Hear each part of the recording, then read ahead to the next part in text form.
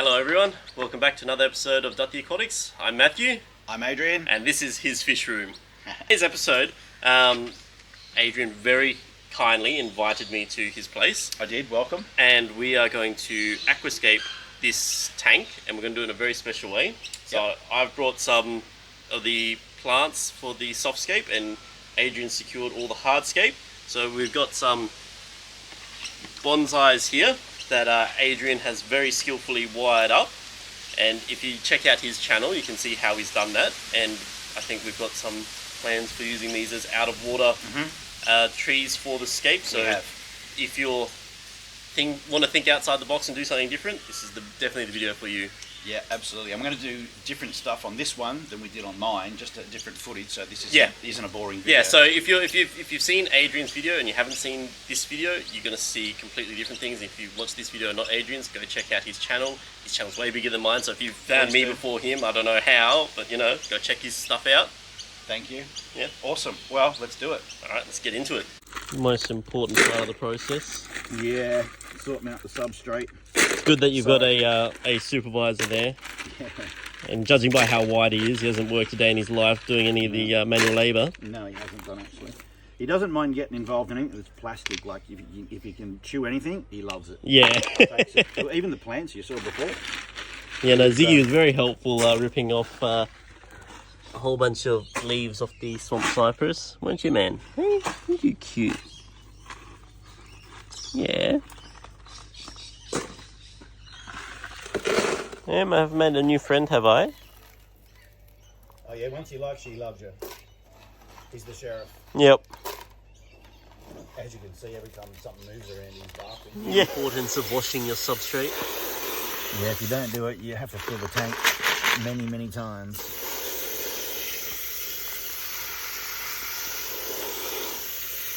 Washing out the... Is it crushed coral aggregate or...? Yeah, I'm not exactly sure. It's probably an amalgamation of a few, but it looks a bit... Carly, what do you think, Zig? Yeah, don't eat that. There's literally nothing I can do that he doesn't want to do with me. Yeah.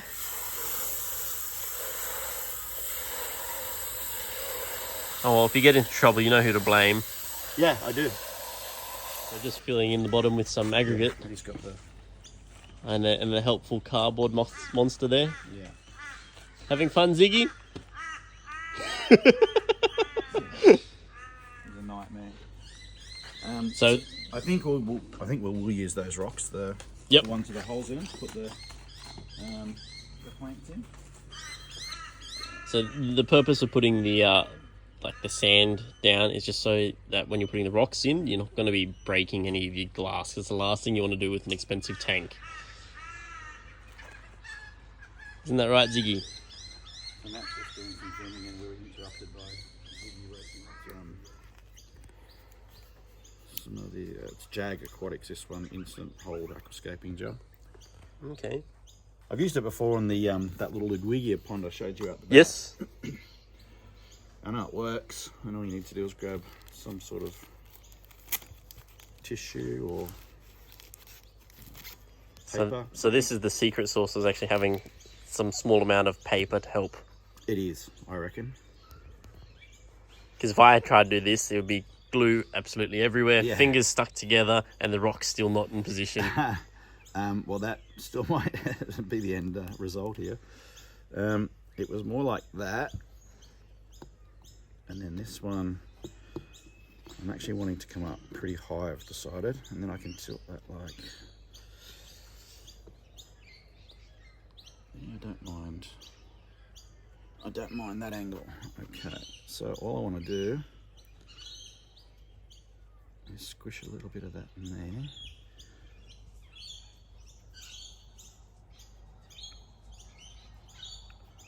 I will be covering this.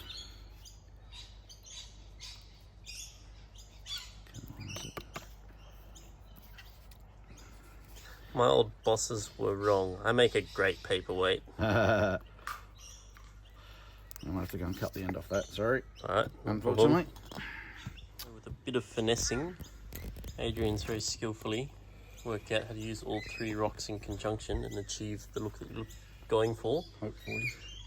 And then I put some tissue paper to help absorb in some of the gel and just adhere everything together. So that's a tip I've learned today, is use some tissue paper. Yeah, it works really well. Yep, definitely. And then you've got a bit of time too, like if you know, maybe 30 seconds to a minute to sort of adjust it and push it in, and you'll start to feel it go hard. And then what happens is that this brand, it actually smokes. Yeah, okay. The chemical reaction takes place. Yeah, well. And then it's dry and instantly bonded, really. It'll take, leave it there for 3, 4, 5 minutes and it'll be good to go. And then, yeah, just work out how I'm going to put the pump in behind it, which, there's a rainbow lorikeet having a bath. Yeah, this is the bird sanctuary. So there's a Lawrence honeyeater on the bonsai there, and a cheeky rainbow lorikeet having a bath. Cheeky rainbow lorikeet they are. Sort of almost perfect for the height, but I actually was going to bring it along so we had a bit of flow. I guess they don't need flow, and it's a swamp after all, isn't it? Yeah. So just enough flow. Found that pump in my drawer, as you know. It's a perfect size little. Isn't it perfect? Pump for what you're going for. What I should do is test it though, huh? Before I put all the work into doing the rocks and to do all that. And this is how you know he's professional. I would have just stuck it in, hope for the best. Yeah, no, I'm definitely going to go and test it. That's definite. So luckily everything worked well. And it's even got little suction cups on the side. How handy. I mean, how handy, that's right. I was just sitting in there in that drawer. So a vague idea is, just imagine those rocks are on the inside of the tank. That's simple. A little bit of glue, 3 lava rocks and a small pump, and you wait and see what this man does with it. We will see. We will see. Alright, I think that's probably about... It's even got the little nozzle on it. How good is that? Oh, and adjustable. Just what you want. It is. What I am going to do is just move this tank a little bit out of the way so I can put some more tissue paper underneath there. There's nothing worse than you spend all the time doing it and it doesn't come together. Yeah. Okay, so somehow... Do you need me to hold it? No, it should be right like that. I want to try to, because otherwise we'll have to hold it until it sets. So I'll just get those couple of points and then I can put some more on the front. Smaller rocks are always useful. Just wedge them straight under.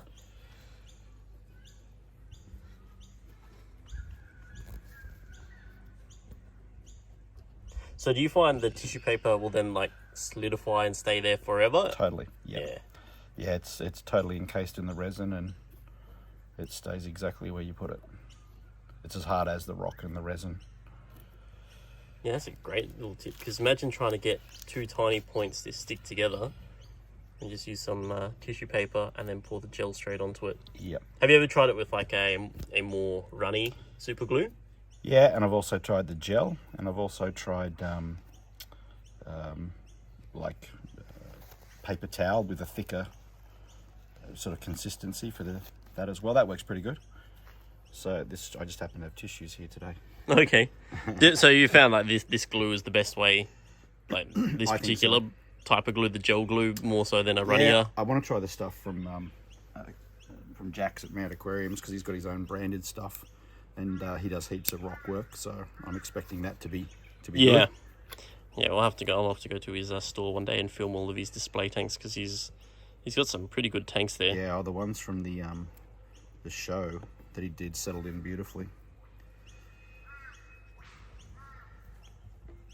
So just try to squish it in,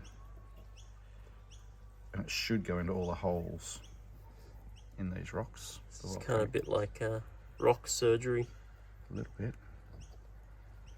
And I suppose too, the benefit of doing that as well is when you're trying to get the pump to have the water flow over, it's not all escaping in between the cracks, and Correct. You're going to actually achieve that water flow effect. Yep.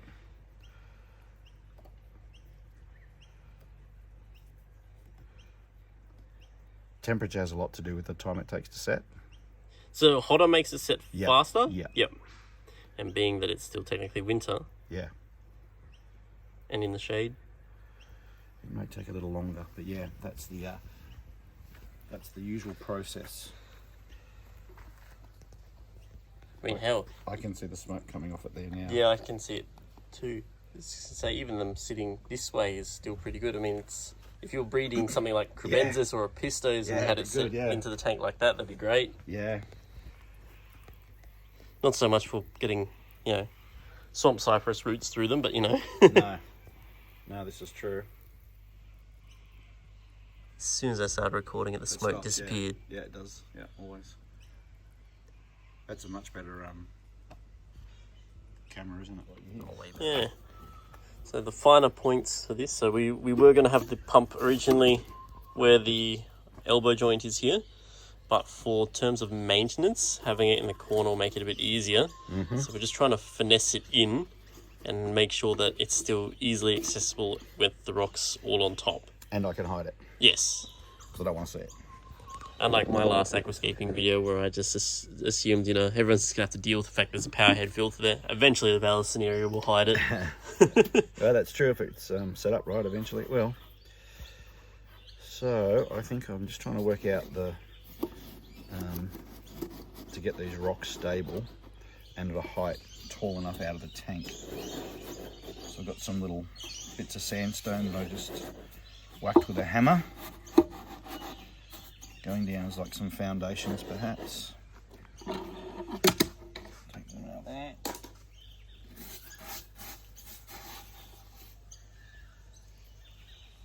And it's all this finagling of the small stuff that people often don't take into account is taking up a lot of time. Because we've been at this for a couple hours? Yeah, a couple of hours, and you think, oh, they've just got the substrate in there. Yeah. Finding all the correct stuff, because like obviously we collected it from the wild, so to speak. Pretty much. And having a very helpful little Ziggy there. Still going. Still going. The garden for me. By pulling everything out onto the lawn. Right. Now, was it hard? You know what? Just seeing that, it would be a great little theme for some of the shell dwellers. Yeah. Doing like a little Egyptian theme of a sarcophagus. Oh yeah? Yeah, that'll look cool. Well, they're from Africa. Yeah. No, I don't want this to break, but we'll give it a go. And I'm here for moral support. Yeah. You can do it. Thank you. So I've got to think about where I'm going to put the pump. Which I was thinking there, but it's okay, got it? Yep. I might even think, I'm actually thinking over here. I might put that back in there, because it's the way the pipe naturally wants to go, doesn't it? And I think I can get those two trees into that space. And then eventually as the roots start growing through them, that'll actually add as more support for the rock structure as well. And that's pretty much all you'll see is the root structure. So if you've never dealt with these swamp cypress before, they grow amazing root structures that just lend themselves to be shown. In water, particularly.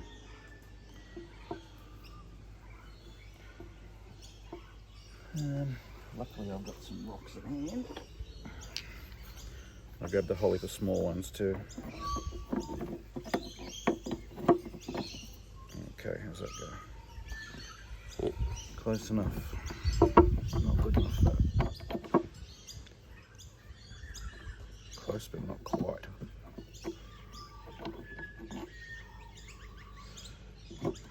It almost has it, does it? Almost. Let's have a look. Let's keep a handy just in case. Yeah. Now they're going to be hidden, of course, but they're yeah, that's pretty close to what I'm thinking. But then I'll have some heavier rocks in here now just to hold that back.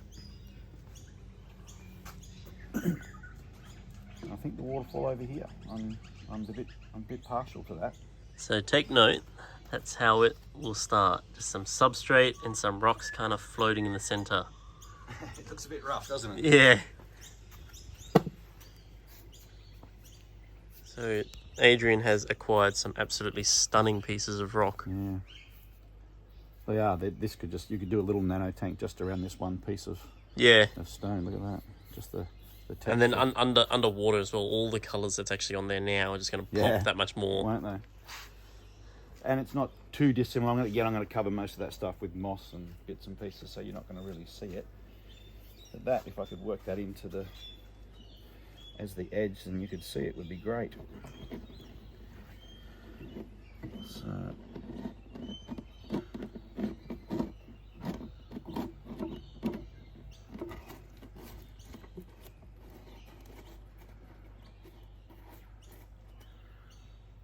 Okay. How does that look? And that already, that's cut out, you know, a third of the pump there. Yep. So once you actually finish doing the other stuff around it, you're not going to even know there's a pump there. No, I don't want to see the pump at all, if I can help it.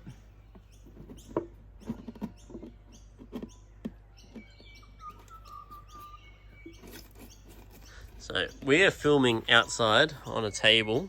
Yeah. And once this scape actually comes together and looks absolutely beautiful, I'm coming down with a serious case of some form of illness, and I'm not going to be able to help move this. So, have fun. Yeah, that's what my son's for. Yeah.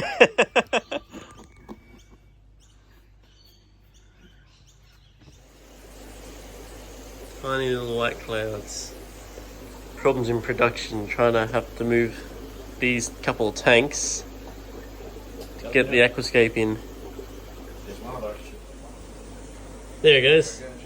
So if you want to save your fry, because there's tiny little white clouds swimming in here, unhook your sponge filter air line and then create a siphon through that, and it's just going to suck through the siphon, suck through the sponge here, and yep. Let me give you that phone. not get your fry. In theory, that now is fry proof. So fry water change system done. Yeah, how good, huh? Now we wait 3 hours. After a brief intermission, we've moved the tank because it occurred to us that that table will not hold the weight of the tank once we progress a bit further. No. And we had to just place some musical tanks in Adrian's Fishroom. So we've moved two 20-litre tanks, one with some fry down here and one with some apistos up there. And now it's just a matter of just trying to get this one positioned. Pretty close, I think. How's it look? You're happy with it down that way? I think it looks pretty good. Someone on YouTube will probably point out that my eyes are crap and it's not in line, but it's pretty good to me. I don't have my glasses on, so I've got an excuse, plus I asked you, so... Yeah, so the blame falls to me. Entirely. No doubt. But yeah, so the rocks are glued together, they're in position. Pump is pretty much in position, so it can be maintenance there, and then the flow can go here. And then we're just going to finish off the front here, so you won't actually see any of this sandstone here that's supporting the rock structure. It'll actually be good to have the different perspective, huh? Yeah. You'll actually see what is the structural and I guess the commercial side of it here, because you could always put a black background on that as well, but from that side you'll see how it is really just it's like a facade, isn't it? You know, yes. Like you definitely... And so when we were trying to find the positioning for this, obviously this is just a little bit below chest height, which makes it perfect for observation of both the bonsai trees that are going to be there and all the invertebrates or inhabitants of the tank that are going to end up in here. So I was getting that to that sticky stuff. And the cardboard, it looks like. See that over here too? Oh yeah. That would really irritate me if I saw that afterwards and had to try to get with all the plants around. And so for the rock structure here, the only parts that are actually glued are the top up here. The rest is all being held with the combination of goodwill and other rock placement. And we were able to move it, 20 meters without it all falling apart. So those rocks are doing a great job of being load bearing. Yeah, it's not doing too bad. I'll just make sure that is the case now. And yeah, I've been humbled by my words many times, so it is always good to double check your work. Yeah. So as you can see, they are just literally correct rock placement, and the edges just holding the weight in the best spots. Yeah, that all feels pretty stable. And I like the way that the pipe, because this is just an old pipe that we've got, is actually almost bent perfectly to come out there, isn't it? Yeah, it is. So, all right, and I should be able to. The good thing about here is I will get power to this pump. So, we'll do that later. The amount of plants Adrian has growing in his fish room is just mind-boggling. And then I've got my mic on, so you can ask me questions while I work, and you do that. yeah, so obviously all these terrestrial plants, a lot of people might not know of, but this is just a rubber tree which is actually in a bonsai pot. It is. Well, that was a $15 one from Bones. And they're labelled as an indoor plant, and as you can see, just some simple LEDs above there. This looks like a eBay one, full spectrum. It's more than enough to grow it, and then all the low light plants that are actually in here. So you've got a mixture of needleleaf Java fern, crypticorns here, Japan dwarf blixer there, bulbitis here, another fern that's made its way in here. These are roeo, which you commonly see in people's gardens. You cannot kill these are tough as nails. Another Amazon here, and then this again is bulbitis that has actually grown up out of the water and is, if it will show, growing up on a rock completely out of water. So there's... And these guys, I just have to push them back to get some light in the roeos. Yeah, so if you're gentle, you push them back, let some more light into the tank. If you're not gentle, you just rip them out and they just keep growing anyway. Awfully close to being not gentle. Yeah.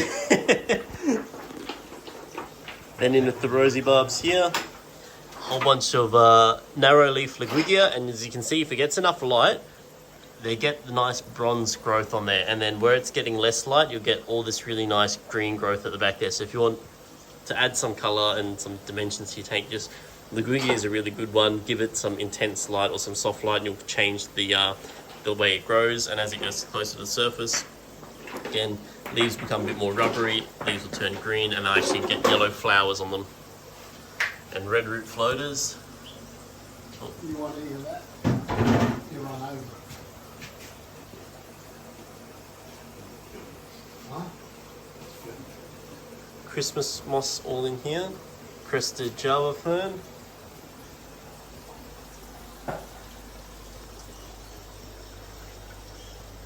Some shell dwellers in with guppy grass and a heap of shrimp, and this has blown my mind that these shrimp aren't fish food.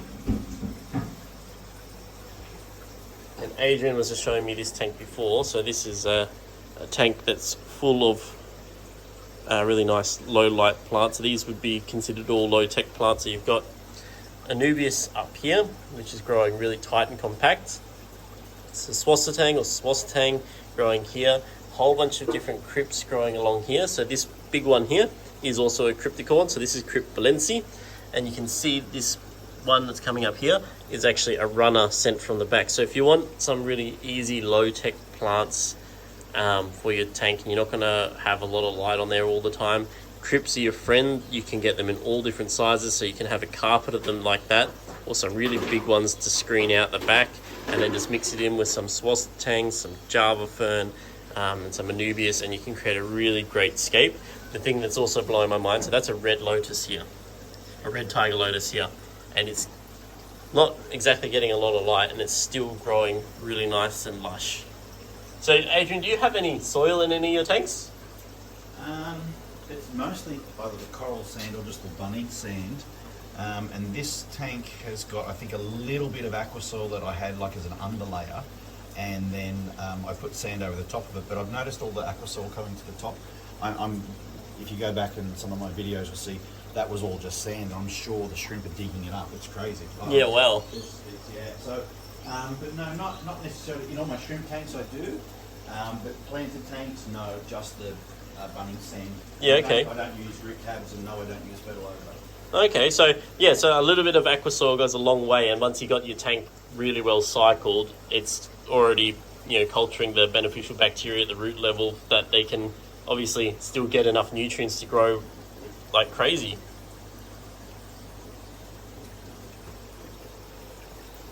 And all these epiphytes, which probably now I should call them hydrophytes because they're growing in water, all through here. All different types of pothos plants. So if you want to know a different type of pothos, where is it? You just had the marble queen here a second ago. It was, yes. It's probably fallen over the other side. Oh, so this is your stock standard pothos? Yeah, and you got, no it is, well that's marble queen there. Yeah, so that's marble queen. So if you want to... But you're right, there was a piece somewhere. If you want Oh, more... it's up there, is it? No? Oh, it could be anywhere now. Who knows? But if you want... Oh, here it is, look, the blends in. Yeah, so if you want more variegation, marble queen is a really nice one to get, and obviously getting ambient light, not a lot of strong light. It's nice, huh? Yeah. Stick that in there now. And that's just all ambient light from up here, keeping it growing. If you got it in a higher light position, you will get more white in the leaves. Massive Congo tetra here, like 3 of them. absolutely massive. Sorry the tank's so dirty. I think anyone who's seen anything on my channel won't expect clean tanks. Tiger antlers in here, breeding in amongst the root systems. More Java fern in here, and Amazon swords. So yeah, if you want to create an easy low-tech scape, Java fern's your friend, mosses are your friend, Amazon swords are definitely your friend, and then Indian water ferns or water sprite are really good ones because you can have them planted, they'll grow, you can have them floating and they'll grow. So I'll show you over here with the good ears. They are surrounded by Indian lace fern and it's all just floating, creating perfect little hiding spots for fry. And then Euvalis cinerea, who says you can't just have it floating? Yeah, I'm happy with that, huh? I could have moved it so many times, but I just like the way it's like a whirlpool in the centre of it. It just churns up the water, and the plecos love it. And the tetras, they're my babies that I bred, those black line tetras in there. They love it. They're in and out of it. Yep. So, I haven't had the heart to change it. And then in this little display tank here, you've got all the Bucephalandra that it's going to flower. You've got a Monte Carlo carpet here with the crypt as well. And then all Anubias growing up here. Then you get to the top here, you've got some terrestrial ferns, not ferns, mosses, a succulent. This is more of the Indian lace fern growing out of water. And then, as you can see, a little white flower on here. This is actually glossostigma. So glossostigma will flower like crazy given the opportunity when it comes out of water. And then this brown one here that looks like it's dead, it's not. It's another type of moss as well. So, you know, don't be limited. All your aquarium plants pretty much can grow out of water, and you can have, you know, even just a little tank like this, have it turn into something absolutely stunning. Some more crypts in here, and unlike me, Adrian's got these planted in quite shallow substrate, and look how well they're doing. So just that little bit of aqua soil mixed in with your sand, and it goes a long way. So if you're on a budget and you don't want to spend a truckload of money on aqua soil, a little bit will go a long way. Got the little better tank here with more crypts and swasitang and the marble queen growing in it. Whole bunch of fry up here from the neon blue acaras in the Java fern.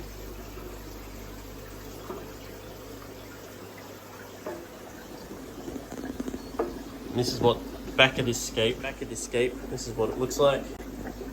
Now if you wanted to hide that, it'd be as simple as just putting a backing on this. Usually fish tanks are against walls too. Yeah, no, yeah, that's right. Also, fish tanks are usually against walls. If you want to have this as a center feature type tank where you're viewing from both sides, and then obviously when you're scaping it, you take that into account, and you would just hide all of this stuff a bit better.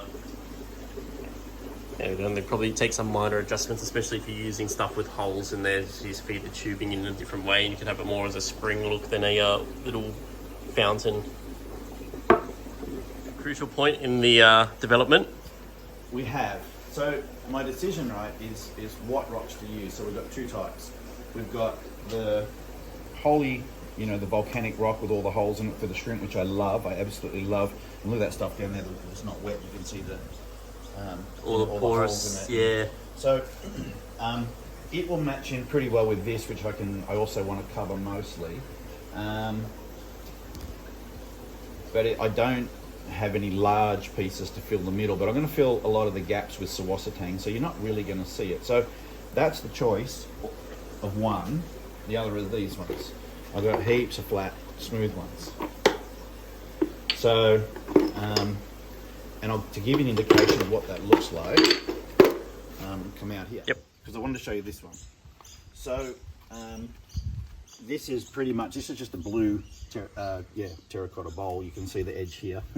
And I just sealed the bottom of it. I had it. So that's essentially just a bird bath. Just a bird bath, pretty much, yep. And I put the rocks around it. But all of these rocks, see, I've used the tissue paper and all there.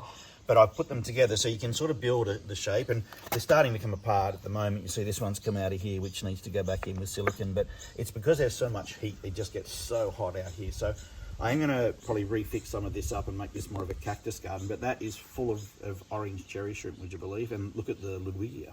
Yeah, wow. It's going nuts, isn't it? Yeah, so if you want easy pond plants and easy aquarium plants, Ludwigia is the way to go. Yeah. Oh, so true. And just look at it, it just spills over so naturally. If you cut that and planted it in a garden and just kept watering it with a garden hose every day, I'm sure you'd have a garden full of it. I reckon you would. Yeah, I reckon you would too. They're a bit of that contoury, rough contoury stuff. I might use those in the Scape, and I've just noticed this one here. I could possibly use that. I'll leave that for now, but I know where that one is. So we're just trying to find which one is going to be... The one the water comes off. Yeah, the waterfall rock.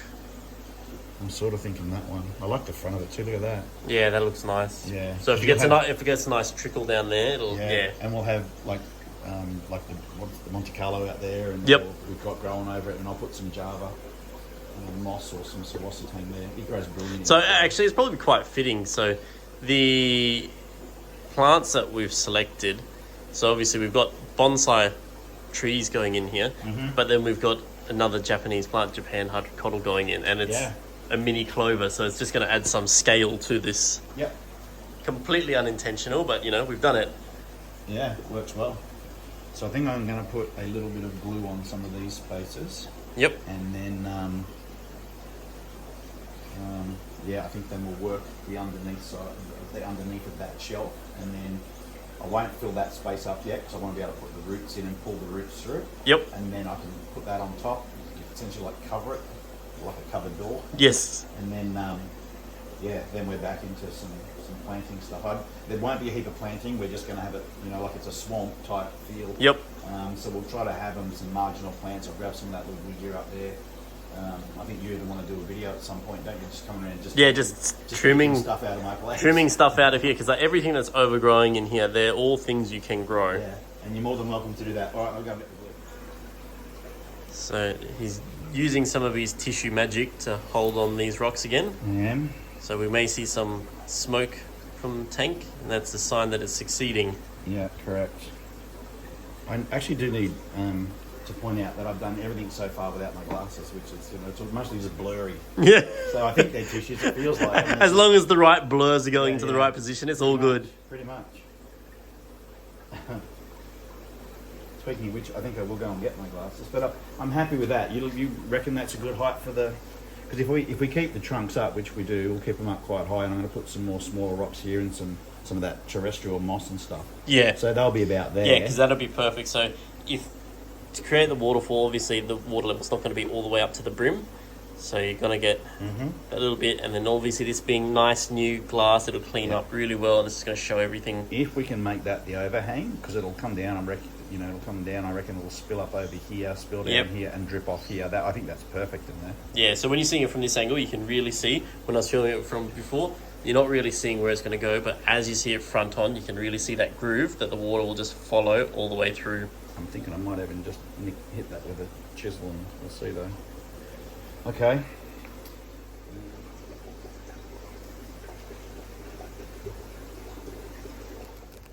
Go Zig.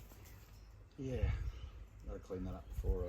Yeah, Zig's been very helpful. He's been mulching the grass, because nothing makes grass grow better than mulching it. No, this is true. Just all day he'll do this for, if I let him. All right, so what we're going to do is just get these guys apart. I've noticed there is some nice moss in there. Yeah, so some nice moss. we'll keep that. We'll use that for sure. And I'm also not going to dispose of that. What's in there? Well, that's more moss.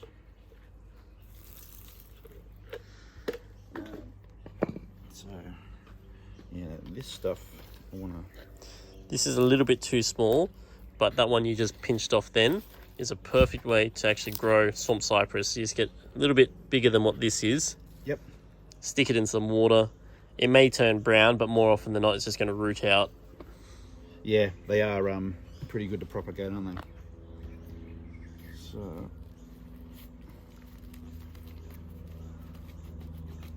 I'll do this over here so I have to do it twice. So you got to shake it like a British nanny, or you're going to... Pretty much. I'm just going to see what the structure's like before I was thinking of bashing it against the tree a bit. Okay, so it's not bad. So Got a fair few fibrous roots on there. Yeah, I'll get the hose onto that one. And then we'll check the other one out while we're doing it. This one seems to have got more root growth. Oh.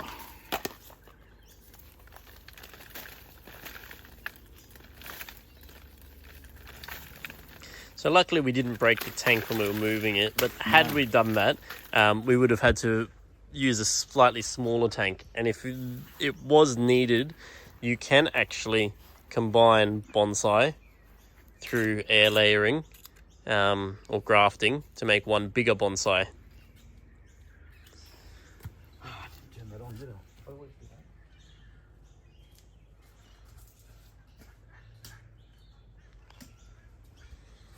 The creative juices have come out. The only thing greener than the fish room is Cooper's green. The Coopers, yes.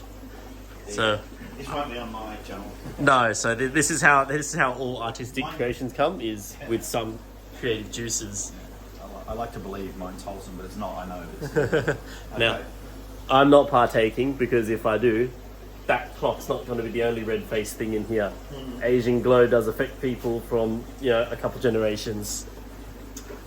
that it does. We need to mention that on my channel actually, that you are fluent in it's Cantonese. Yeah, Cantonese.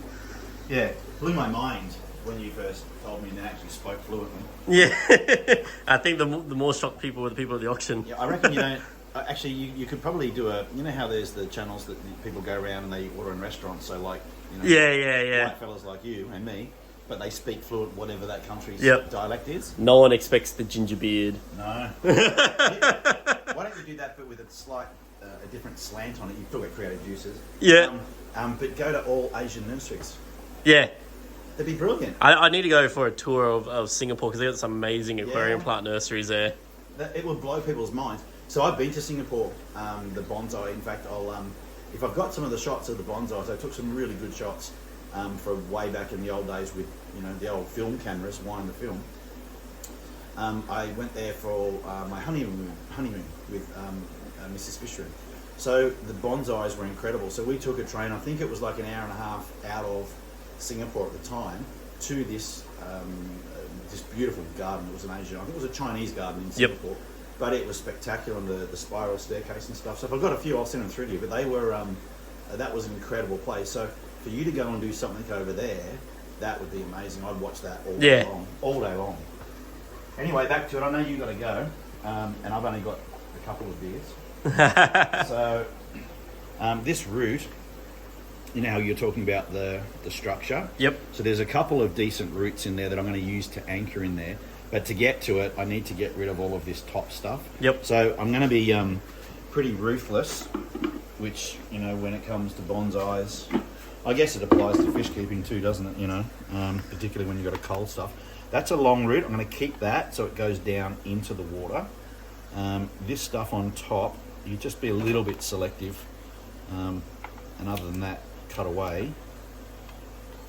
Now, the important thing to remember as well, you can be really aggressive with trimming the root systems of these bonsai especially the swamp cypress, because they're just going to be sitting in water, so they're not going to suffer that much from dehydration and wilting. I wouldn't think anything at all. These guys, the more you, the rougher you treat them, the better they are. Like they're just an exceptionally tough plant, and brilliant for bonsai. Now you watch, you'll come back in a week and these will be dead. But, you know. Yeah. But no, they truly are. All jokes aside, I've got a lot of bonsais, and I showed you some of those out there earlier, which we'll come back and these are one of my favourites. I don't know whether or not you got the footage, but the Filipino person with the baishes blew both of our minds. And the only reason why we think this is even possible is because we saw him growing a much larger swamp cypress out of the top of his fish tank in a dark corner of his house. Yeah, and his name was Edwin. Thank you, Edwin, he was the subscriber that gave us, we swapped plants for the Gadiads, and anytime he wants some Gadiads back, you can have them back anytime. But we've got tons of plants as well, so I'd love to scape his tank if he's keen one day. But that swamp cypress growing at the top, how tall would you say that was? Taller than me, so it'd be... Well, I'm 6'1". I can't lie, I'm 5'9". So it was taller than me. Yeah, it was huge. And there was no light above it. No, there was absolutely no light. No. At most, it was like a single, like... Downlight. Downlight, not like an amazing LED. It was just like... It was a downlight. Yeah, an old downlight. It wasn't as ruthless as I thought, so I'll just give it a first try. I'm going to... I know that hole goes down that way, but what I want to do is not force it so much that I break the bonds of the adhesive. This is almost at a 90-degree angle, so what I'm going to do is spread that out and potentially use it. This is that long one I was talking about. It's good that you can see down there. Yeah, so it's going down against the hose now, so... What I want to do, it's actually facing the wrong way, but that's why I've left it the way it is, so I can turn it this route. Yes, so if you don't know, bonsai do have a front and a back, so when you're wiring them and you've picked your front, you know that's going to be where the main aspect is. This one's kind of thrown a curveball because there's the door, there's the tank, there's two fronts. Yeah, it is. You can have a nice back as well, can't you? Like it's the front, and you know it's the back when you look at it. The reason I put it in reverse is because as I'm pushing in, I'm screwing it almost like a thread. Yep. Down through that rockwork, and see that 90-degree I was talking about there? Yes. That will now go into there. Yep, perfect. And then as it starts to actually adhere to the lava rock. Yep. Oh yeah. It's just going to anchor it in better. Yep. Now I might wire it, but I'll see how we go with the other rocks and stuff on top. But that won't take long for it to get into the position that I'm happy with. You can hear the sheriff going on out there. I've got to go and say a few magic words to him. The 1 foot menace. No one gets past him. You understand why I call him the sheriff now, don't you? You've been here and he's the sheriff. Yeah, he rules the roost. Yeah. Clackanorris might give him a run for his money. Yeah, they do have a bit of a standoff, those guys. All right. I'm gonna leave that for 1 second. Wash my hands. Yep. So, what I'm thinking is that I want some height above here because I think particularly with having the water coming out of it, it needs to come out, I think, from like a natural break in the rocks. I quite like this that way, but I also like it this way. That's the one I'm going to use. That's the one there. So I'm thinking probably two smaller ones.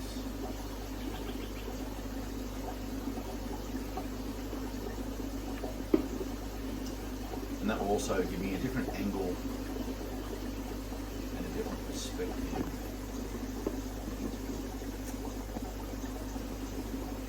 Always sucks when the rocks fit perfectly that way, but the top looks rubbish. So, oh yeah, that's okay. Yeah, I don't mind that. And then, if you want to come around this side, I'll show you how that in theory. So it's like spatial reasoning and perspectives, you don't want the waterfall to be the very top of the rockwood. So what we're aiming to do is to get that height just right, and I'm thinking even really level almost with that, and then I can have some more height here, and then the water will come out what looks to be then a natural gap or a crack in the rocks as it filters out and runs through. I've got luckily that's pretty, I think I'm going to bend that back and put a 90-degree elbow on it, which will force it, because of the way it's bent, to push back into the rock, and I think I'll put maybe a third of the pipe touching the rock, so that will slow it down and bubble it up as though it's come out of a spring. That's the plan. I've got no idea if it's going to turn out like that, but that's the thought process behind it. And then more of these types of rocks, possibly either on the same or different angles, then should give me the perspective and the height from behind. So I'll put this one in now, and then that will give me the height for the others. Let's take them off because you will bump them and break them for sure. Okay, we don't need that at the minute. And the other one is, here it is. So this one, I'll cut the top off it, but it's quite a decent hole there. And I'm thinking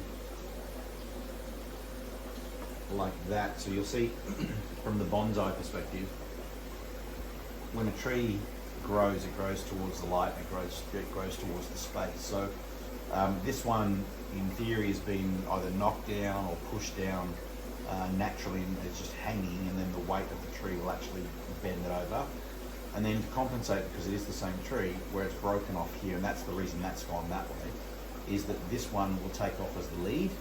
This one will then not follow this one towards the sun, it will go in its own space. So when you do a bonsai, I think you need to be, potentially 3D when you, especially I guess with a tank like this as well, because this will then fill that space between this riser, and then this one of course won't go towards these trees, it will go towards the next available space.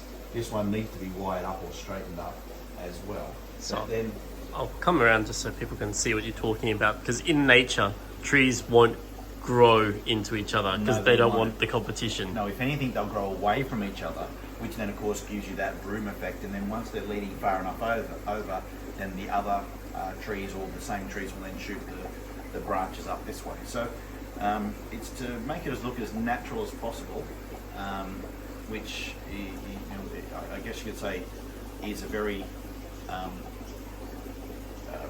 systematic, random pattern, which is this in theory should be, if it's just straight bonsai, should be the rule of thirds and have 3 trees. But what we've done in this aspect is to combine the 2 trees to make them look like 5. So again, it's not 4, it's 5.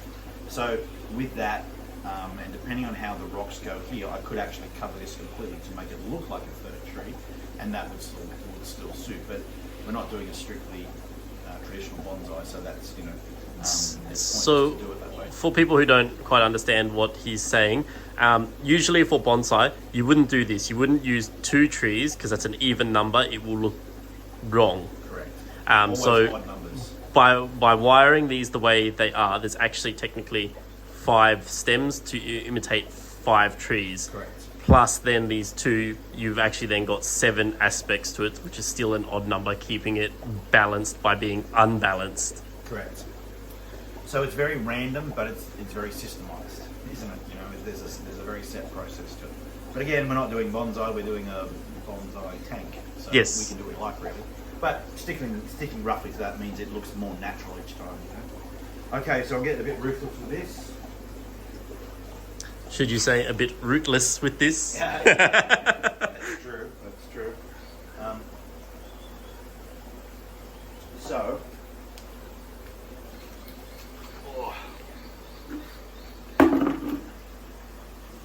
Similarly, I want to keep the longest roots because I want them to be quite deep in the water. I don't really need any of that And just while Adrian's here, this video was indeed sponsored by, surely not everybody was kung fu fighting. Yeah.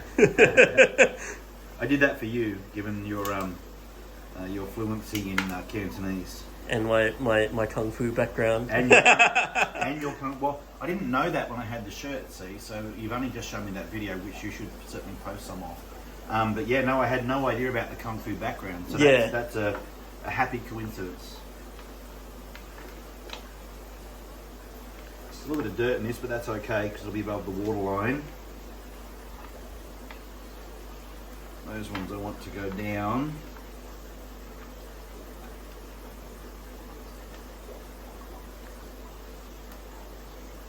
And this is actually, I think, only about a year of growth off these cuttings. So when I struck these cuttings off these swamp cypress, they were just the largest offcuts off my tree that's in the middle of my IBC.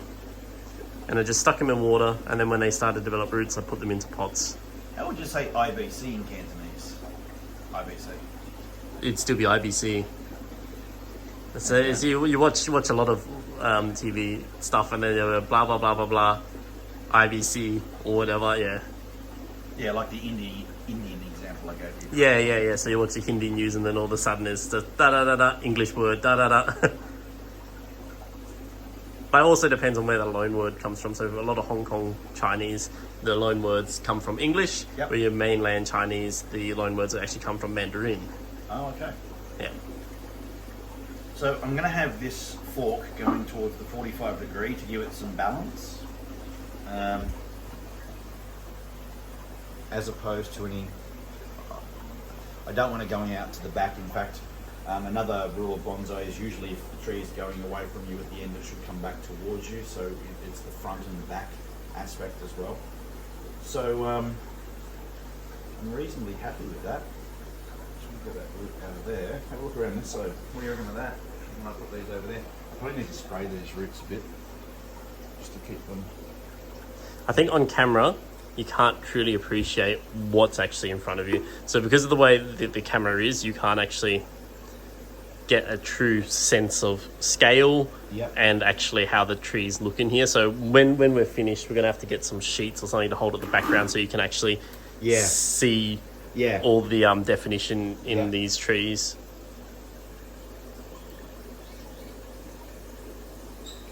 Nice, okay. No, I'm pretty happy with that. So the waterfall's still going to come from this side, even though it's very tempting to put it straight down the guts. That's an Aussie saying, isn't it? Oh yeah, it is. So straight down the guts means dead center. Down the middle.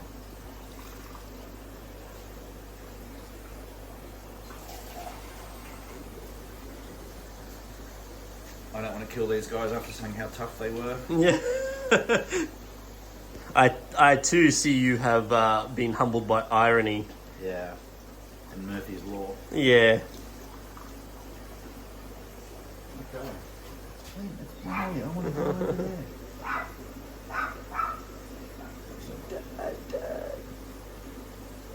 I'm the boss and I want to get what I want. Yeah.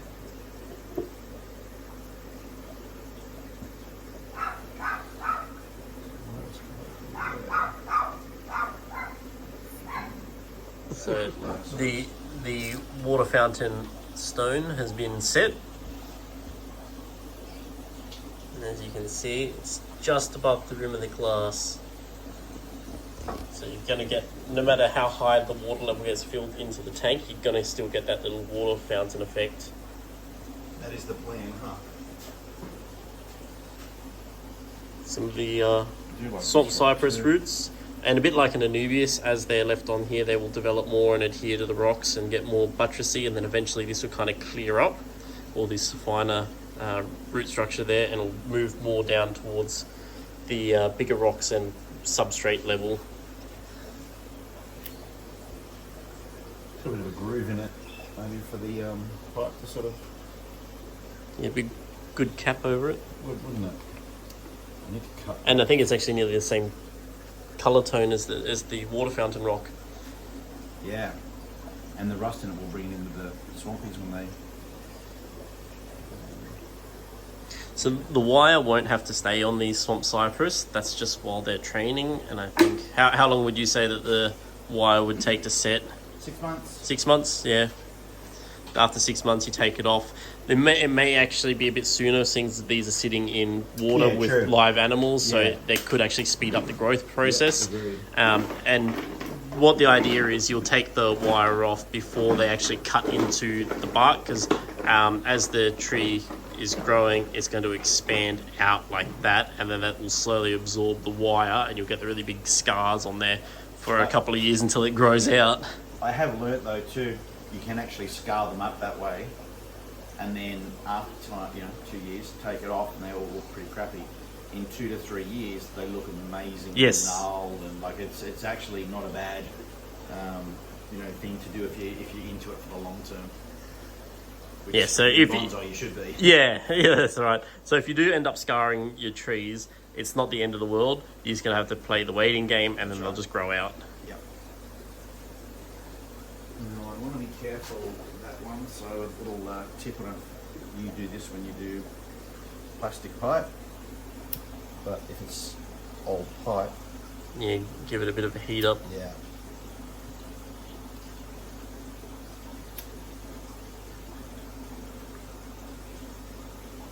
It's usually just enough to work it in without, breaking your fingers. It's almost like you've got plumbing experience. Yeah, almost. Yeah. Yeah, the old pipe is actually one of the other tricks is to moisten it as well when you do that.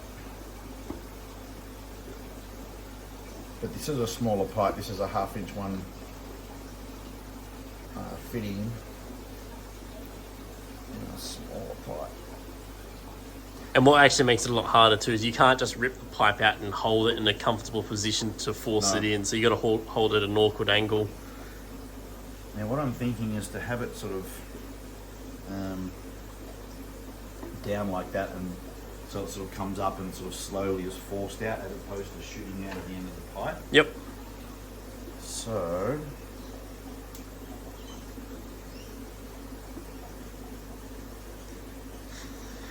And another way you could do it as well. So say you couldn't have a tiny pump like that to hide it, but you've got heaps of air pumps around. Yep. You could make an air-powered water fountain. 2 of those up there. Yeah. Yeah, so... Doing the same thing. You probably find that one over there, and then this one's over here with some moss and stuff on it. Yeah, so that's just air power pushing the water through. And some really nice burley. If I can actually get close enough. Yeah, look at these guys.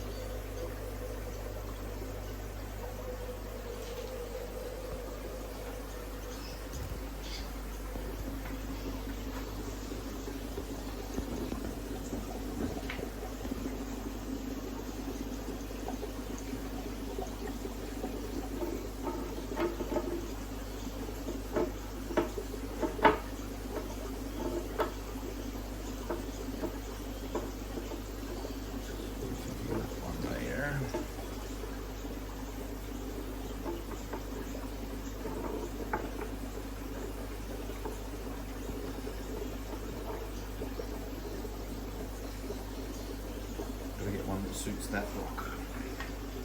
So this is definitely the keeper because it's got the nice little angle Yeah. to be able to hide the flow out. The actual flow out of. And it looks like it used to be part of the same rock because they're the exact same tone Yeah.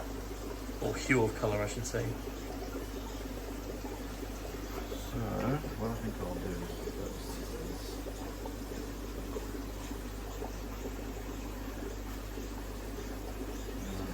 Cut that back a bit. I also want to cut some of the top off.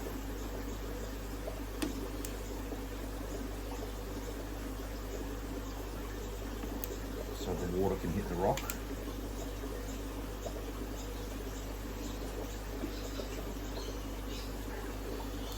So when you can't get the perfect cut on the pipe, it happens to everyone. Yeah. Sharp scissors is always good. Watching fingers.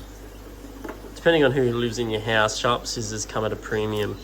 Yeah. So Like too old. I always recommend stealing your grandmother's good sewing scissors. They always work. There you go. Yeah, the whiz snips. I mean, there's always a tool for every job. You know how that goes, being a tradesman. Yep.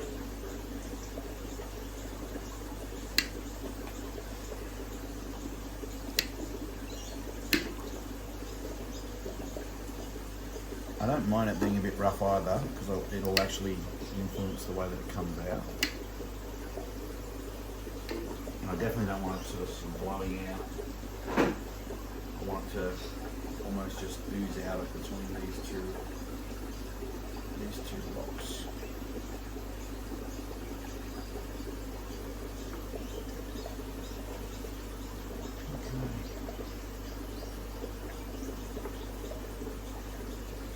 Been positioned, you wouldn't even know it's there. Apart from the green pipe at the back there, it's going to be hidden. Yeah, moss hides a multitude of sins. Yeah. Same thing if you're landscaping. Whatever you fail with your hardscape, cover up with your softscape. Yeah, so true.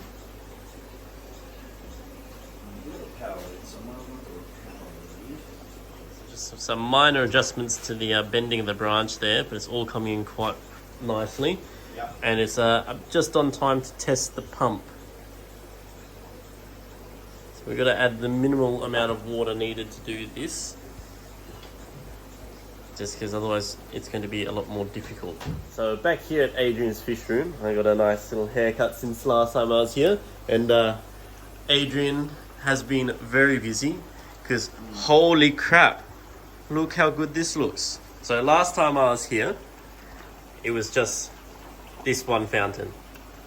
Now Adrian has added in a air pump. Yep. So air powered fountain. So It's a sponge filter with an airlift tube on it. yeah, so we were talking about that when we were doing the Scape. Like Two there's ways we could do it. two different ways we could do it, and he's just gone out and he's bloody done it.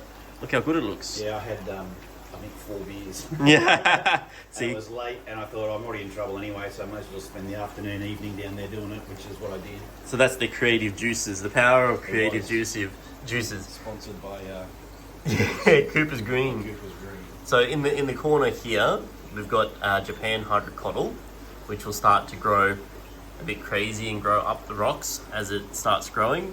Got Monte Carlo down the bottom here, and then in between the rocks here. Swasitang, which is probably a little bit hard to see, growing in amongst rocks there.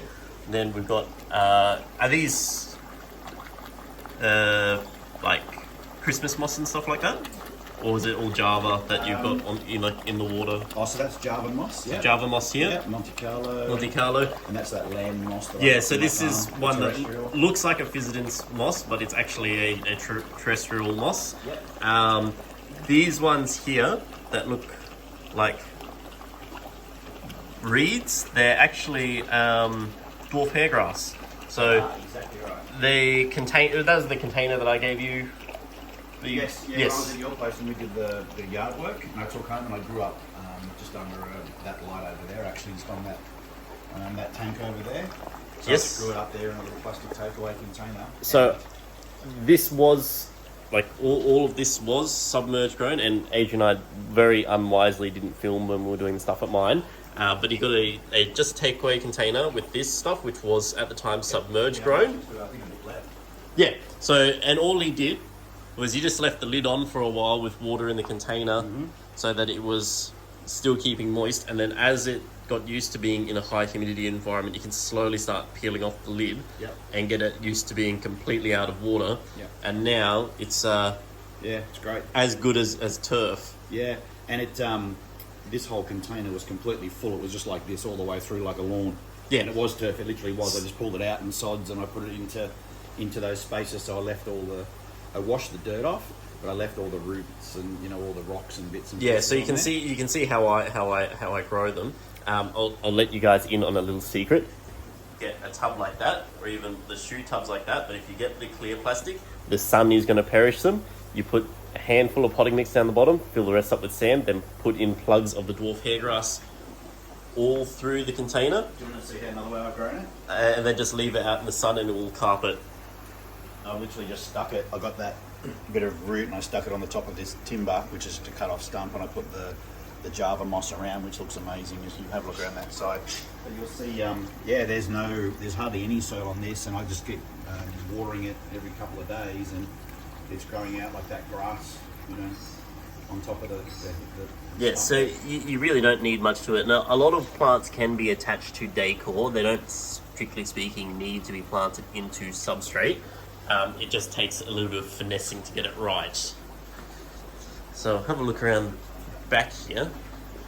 Got the swasitang, got all the things hidden apart from obviously the sponge filter, because that's a sponge filter. And you can see it's just the elbow joint. So if you get those breeder boxes that are air powered and then overflow back into the aquarium, it's the same principle to create this sort of fountain in here as well. So there's multiple ways you can do a tank like this. This was longer, it was twice as long, so I just cut the sponge in half, took one of the plastic bits out in the middle of it, and then this was one of the things that Tom bought with all those pipes and hoses and the airlift and stuff, so I just took that off, I think, one of the canister filters, and I drilled a hole in the top of it here.